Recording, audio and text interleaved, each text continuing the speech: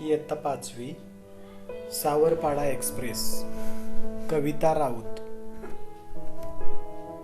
वाचन व स्पष्टीकरण.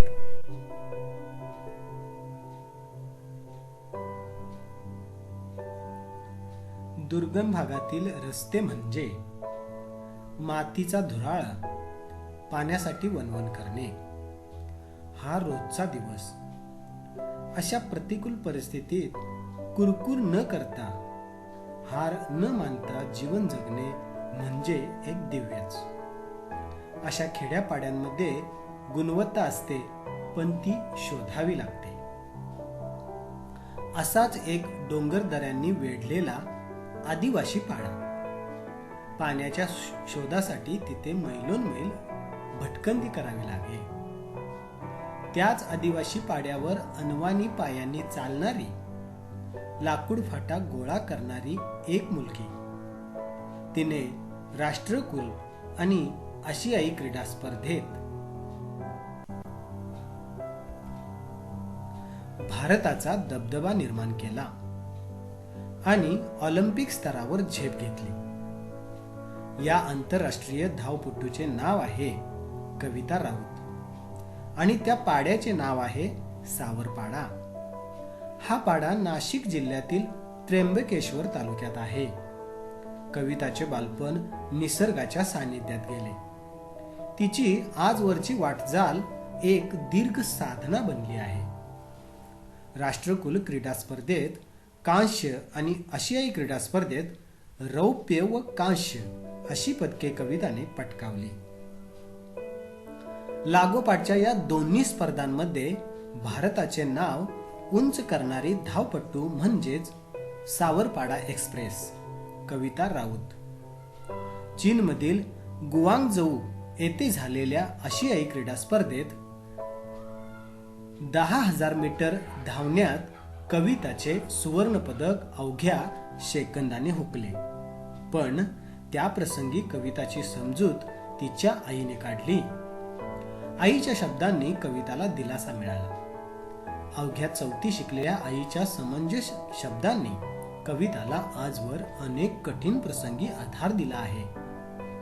कष्टप्रद अनुभवामुळे कविताचे पाय कणखर बनले. नाशिक जिल्हास्तरीय शालेय क्रीडा स्पर्धेत कविताने धावण्यात प्रथम क्रमांक मिळवला. पण कविताचे वेपन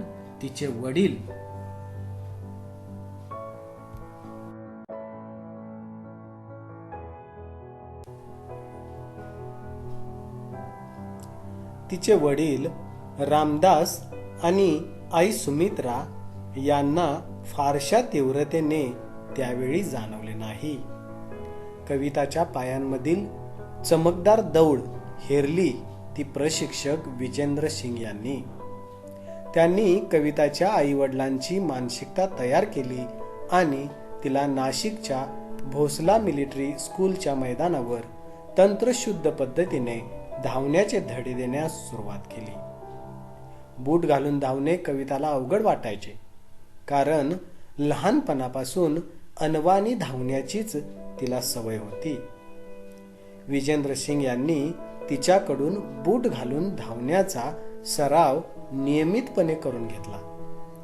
हिऱ्याला पैलू पाडल्यावर त्याचे तेज अधिकच फैलावते, तसे तिच्या बाबतीत झाले. गुजरातमधील गांधीनगर येथे झालेल्या राष्ट्रीय पातळीवरील शालेय स्पर्धेत धावण्यात रौप्य पदक मिळवून तिने यशाचा आरंभ केला. पुढे मग नाशिक येथे सराव आणि हर्सुल येथे शिक्षण अशी कसरत कविता करत होती. कविताची ही ओढाताण पाहून विजेंद्र सिंग यांनी तिला 11वी साठी भोसला मिलिटरी कॉलेजमध्ये प्रवेश मिळवून दिला. ती राहणार कुठे, हा कविताच्या आईवडिलांना पडलेला प्रश्नही विजेंद्र सिंग यांनी सोडवला. 24 ऑक्टोबर 2002 पासून पुढील 5 वर्षे ती त्यांच्याच घरी राहिली. स्वतःचा एक मुलगा आणि एक मुलगी असलेल्या सिंग दाम्पत्याने आपली दुसरी मुलगी म्हणून कविताचा सांभाळ केला. तिच्या धावण्याच्या गतीकडे विजेंद्र सिंग यांनी लक्ष पुरवले आणि त्याची प्रचिती म्हणजेच कविताचे यश. एका पाठोपाठ एक विक्रम तिच्या नावावर झळकू लागले. कविताच्या यशामुळे हर्सुल सावरपाडा या भागास नवी ओळख मिळाली. आज केवळ राऊत कुटुंबालाच कविताचा अभिमान वाटतो असे नाही, तर संपूर्ण हर्सुल परिसराची हीच भावना आहे. नवी दिल्लीतील राष्ट्रकुल स्पर्धेत कविता जिंकल्याचे जाहीर होताच हर्सुल सावरपाडा येथे जणू काही दिवाळीच साजरी झाली होती. स्पर्धेत विजयी झाल्यानंतर कविता आपल्या गावी येणार म्हणून सकाळपासून जो तो स्वागताच्या कामात गुंतला होता. कविताचे कौतुक करण्यासाठी गावोगावचे लोक हजारोंच्या संख्येने उपस्थित झाले होते. लेकीभोवती निर्माण झालेले वलय, तिला सत्कारासाठी घेऊन जाण्यास येणाऱ्या आलिशान गाड्या, पत्रकारांचा गराडा यामुळे आपली लेक लई मोठी झाली याचे समाधान तिच्या आईच्या डोळ्यांमध्ये सहज वाचता येत होते.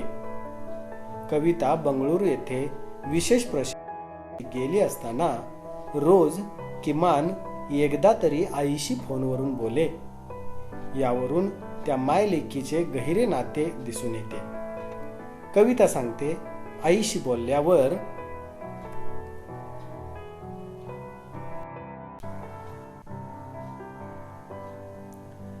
आईशी बोलल्यानंतर वेगळंच समाधान वाटतं. दिवसभरात जे झालं ते सर्व मी आईला सांगते. माझ्या त्रासाबद्दल मात्र तिला काही सांगत नाही, कारण ते ऐकून आईला उगीच वाईट वाटत राहतं. कविता हळवी आहे. प्रसिद्धीच्या वलयाने तिच्या स्वभावात काही फरक पडलेला नाही. बाप लेकीच्या नात्यातील वीण ही तितकीच गहिरी. लहानपणी आपले बोट धरून चालणाऱ्या कविताच्या पायांमध्ये मोठेपणी इतके बळ येईल असे तिच्या आईवडिलांना कधी वाटलेच नव्हते. कविताच्या यशाचे सर्व श्रेय ते प्रशिक्षक विजेंद्र सिंग यांना देतात. जेव्हा कविता प्रतिकूल आर्थिक परिस्थितीशी झगडत होती, तेव्हा तिला आर्थिक मदत मिळावी म्हणून जो भेटेल त्या प्रत्येकास विनंती करण्यात विजेंद्र सिंग यांनी कोणताही कमीपणा वाटू दिला नाही. तेव्हा त्यांनी कमीपणा वाटू दिला असता तर कदाचित आज कविता या स्थानापर्यंत पोहोचू शकली नसती. गेल्या काही वर्षापासून कविता कुटुंबापासून दूर राहत असली तरी तिने सर्वांचे प्रेम जपले आहे. घरचे सण समारंभ, उत्सव यामध्ये प्रत्यक्ष सहभागी होता येत नसल्याची खंत कविताला वाटते. बंगळुरूच्या क्रीडा केंद्रात कविताला तिच्या आवडीच्या अजून एका गोष्टीपासून दूर राहावे लागे. ती म्हणजे वांग्याची भाजी आणि नागलीची भाकरी.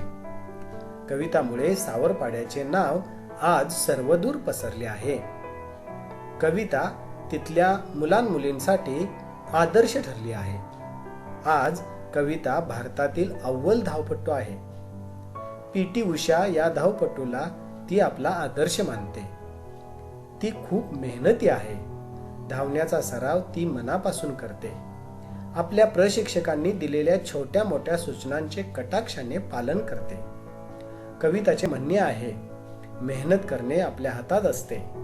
मेहनत हाच उद्दिष्टाकडे, ध्येयाकडे नेणारा महामार्ग आहे. हा महामार्ग आपल्याला यशाकडे नेतो. आपले जीवन घडवतो. कोणत्याही खेळाडूसाठी शारीरिक तसेच मानसिक तंदुरुस्ती महत्वाची असते. कविता सरावात कधीच कसूर करत नाही. कविताचे इतर झगमगाटी गोष्टीकडे लक्षही नसते. खेळाचा सराव चालू असतानाच यशवंतराव चव्हाण महाराष्ट्र मुक्त विद्यापीठामुळे तिच्या शिक्षणातही खंड पडला नाही. कविता ही तिच्या जीवन प्रवासाची नायिका आहे. संतोष साबळे.